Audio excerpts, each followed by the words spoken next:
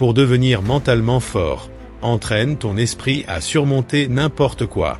Écrit et publié par Retour au texte antique. Introduction. La vie ne cesse de te mettre au défi. Mais et si tu pouvais faire face à chaque obstacle avec une force inébranlable? Imagine te réveiller chaque jour avec la confiance pour affronter tout ce que la vie te réserve. Une version de toi-même qui ne flanche pas face à l'adversité, qui transforme les échecs en opportunités et qui voit les défis comme des occasions de grandir.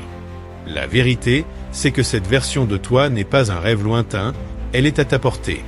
Comme l'a dit le philosophe stoïcien Épictète, ce n'est pas ce qui t'arrive, mais comment tu réagis qui compte. Devenir mentalement fort, ce n'est pas éviter les défis de la vie, mais maîtriser la façon dont tu y réagis. La force mentale n'est pas une question de super-pouvoir ou de ressources infinies, elle commence par quelque chose de plus simple mais infiniment puissant. Ton état d'esprit. Tes pensées façonnent tes actions façonnent tes habitudes, et tes habitudes façonnent ta vie. Reprogrammer ton esprit, c'est te libérer du doute de soi, maîtriser le contrôle émotionnel et développer la discipline pour dépasser la négativité. C'est débloquer une résilience tellement forte qu'aucun échec, aucun obstacle ne pourra te stopper. Dans les minutes qui suivent, je vais te guider à travers des étapes pratiques et éprouvées pour entraîner ton esprit, développer une force mentale inébranlable et créer une vie où aucun défi ne semble insurmontable. C'est ton premier pas vers la maîtrise de ton esprit et de ta vie. Allons-y. Chapitre 1. Reprogramme ton état d'esprit. Le premier pas vers la force mentale est de reprogrammer ton état d'esprit. Tout commence ici. Ton esprit est comme un logiciel qui contrôle toutes tes actions, émotions et décisions. Si tes pensées sont négatives ou pleines de doutes, elles créeront des barrières qui te retiennent. Il est important de comprendre que la façon dont tu penses façonne ta réalité. Lorsque tu te dis « je ne peux pas faire ça », tu donnes un ordre à ton esprit et tes actions suivront cette croyance. Pour t'en libérer, tu dois consciemment changer ta manière de penser. Commence par accepter des affirmations positives sur toi-même et tes capacités. Par exemple, au lieu de dire « je ne suis pas bon dans ça », dis-toi « je suis capable d'apprendre et de m'améliorer ». Répète ces affirmations tous les jours, même si elles ne te semblent pas naturelles au début. La répétition est essentielle, car elle reprogramme ton esprit subconscient, remplaçant la négativité par des croyances positives. Un autre outil puissant est la gratitude. En te concentrant sur ce pourquoi tu es reconnaissant, tu entraînes ton cerveau à voir le positif, même dans les moments difficiles.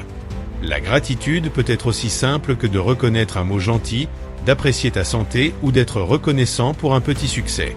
Cette perspective réduit le stress et ouvre la porte à la positivité. Challenge tes croyances limitantes. Ce sont ces pensées qui te murmurent que tu n'es pas assez intelligent, assez fort ou que tu ne réussiras jamais. Demande-toi, cette croyance est-elle vraiment vraie? Quelles preuves la confirment et quelles preuves la contredisent? Bien souvent, tu découvriras que ces croyances sont basées sur la peur ou des expériences passées, pas sur la réalité. Une fois que tu les identifies, remplace-les par des pensées qui favorisent la croissance, comme « je peux résoudre ce problème » ou « chaque échec est une étape vers la réussite ».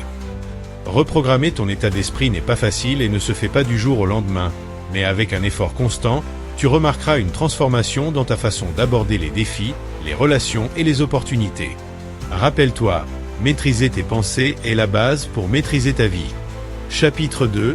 Développe une croyance inébranlable en toi-même. Développer une croyance inébranlable en soi est l'une des étapes les plus importantes pour devenir mentalement fort. La confiance en soi n'est pas quelque chose avec lequel tu es né, c'est quelque chose que tu construis au fil du temps, et cela commence par la manière dont tu te parles à toi-même. Le doute de soi peut être comme une barrière invisible qui t'empêche d'atteindre tes objectifs. Chaque fois que tu te dis « je ne suis pas assez bon » ou « je ne peux pas le faire », tu renforces ces doutes et limites ton potentiel. Mais la vérité, c'est que tu es capable de beaucoup plus que tu ne le penses. Pour commencer à construire cette croyance, commence par reconnaître tes forces et tes succès passés. Pense à un moment où tu as accompli quelque chose dont tu étais fier, même si c'était petit. Peut-être que tu as terminé un projet difficile, aidé quelqu'un dans le besoin ou appris une nouvelle compétence. Ces moments sont la preuve de tes capacités. Écris-les et relis-les chaque fois que tu as besoin de te rappeler ce dont tu es capable. Célébrer les petites victoires sur le chemin est également important. Elles sont les pierres angulaires de la confiance en soi.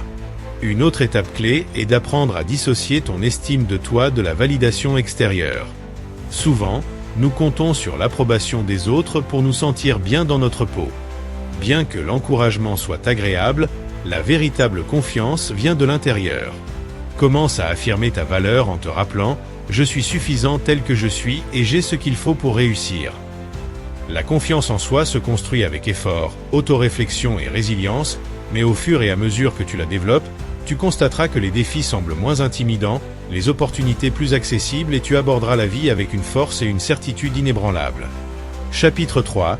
Transformer la négativité en opportunité de croissance.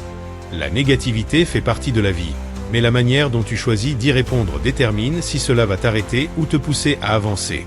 Les personnes mentalement fortes comprennent que la négativité ne doit pas définir leur parcours. Elles la voient plutôt comme une occasion de grandir, d'apprendre et d'évoluer. Transformer la négativité est une compétence qui demande de la pratique, mais elle peut changer radicalement la manière dont tu affrontes les défis et les revers. La première étape est de reconnaître la négativité pour ce qu'elle est, un état temporaire, pas une vérité permanente. Souvent, les pensées négatives viennent de la peur, de l'insécurité ou des expériences passées. Par exemple, tu pourrais penser « je rate toujours tout » ou « rien ne fonctionne pour moi ». Ces pensées peuvent paraître vraies sur le moment, mais elles ne sont souvent pas justes. Mets-les au défi en te demandant « cette pensée est-elle utile ? Est-elle même vraie ?»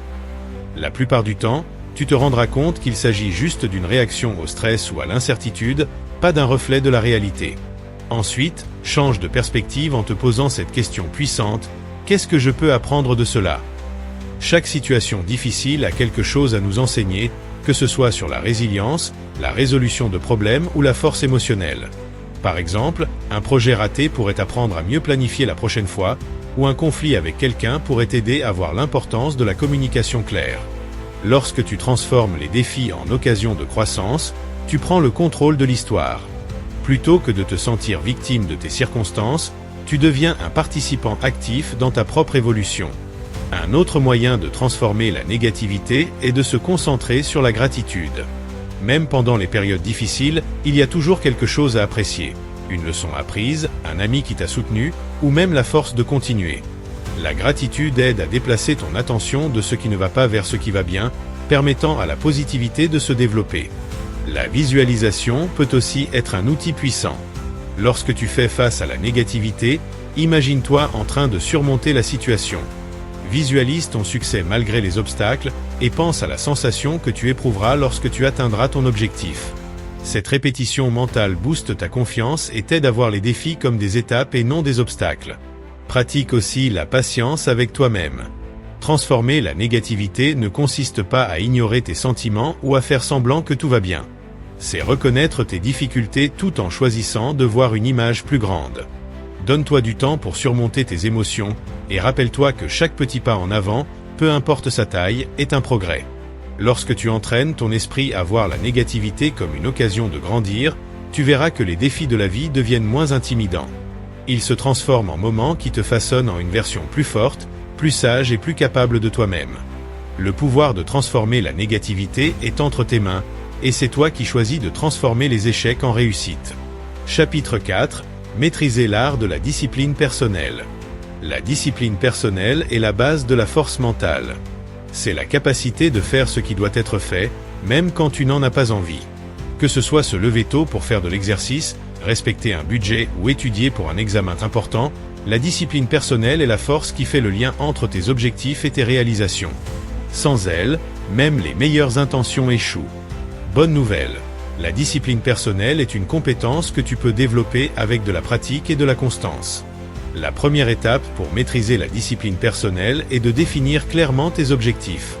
Tu ne peux pas rester discipliné si tu ne sais pas ce que tu veux accomplir. Prends le temps de réfléchir à ce qui est vraiment important pour toi. Demande-toi, qu'est-ce que je veux accomplir et pourquoi cela compte-t-il pour moi ? Quand ta raison d'agir, ton pourquoi, est assez forte, il devient plus facile de rester concentré sur tes objectifs, même lorsque des distractions se présentent. Ensuite, divise tes objectifs en étapes plus petites et gérables. Les grands objectifs peuvent paraître accablants et conduire à la procrastination. Au lieu de penser à la montagne entière, concentre-toi sur un pas à la fois. Par exemple, si ton objectif est d'écrire un livre, commence par t'engager à écrire 300 mots par jour. Les petites victoires créent un élan et rendent les tâches plus grandes réalisables. Créer une routine est également un élément clé de la discipline personnelle. Les habitudes éliminent le besoin de prendre des décisions constantes et d'utiliser ta volonté. Par exemple, si tu veux faire de l'exercice régulièrement, fixe une heure spécifique chaque jour pour tes entraînements. En intégrant tes objectifs dans ta routine quotidienne, tu réduis le risque de les négliger. La constance est la clé du succès, même lorsque la motivation baisse. Il est aussi important de supprimer les distractions et les tentations. Notre environnement a une grande influence sur notre comportement. Par exemple, si tu veux manger plus sainement, ne garde pas de malbouffe à la maison.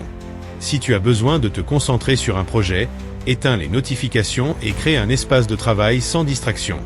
Créer un environnement propice à la réussite rend la discipline plus facile à maintenir. Bien entendu, la discipline personnelle demande du contrôle de soi, et il y aura des moments où la tentation se fera sentir. Dans ces moments-là, rappelle-toi des bénéfices à long terme de tes actions. Par exemple, sauter un entraînement peut sembler agréable sur le moment, mais rester fidèle à ta routine de fitness t'apportera plus de santé, de confiance et d'énergie à long terme. Entraîne ton esprit à privilégier les récompenses futures plutôt que la gratification immédiate. N'oublie pas de te récompenser pour tes efforts. La discipline ne signifie pas se priver de tout. Il s'agit de créer un équilibre. Célèbre tes progrès, même les plus petits, et reconnais l'effort que tu as fourni. Les récompenses renforcent les comportements positifs et augmentent la probabilité que tu restes sur la bonne voie.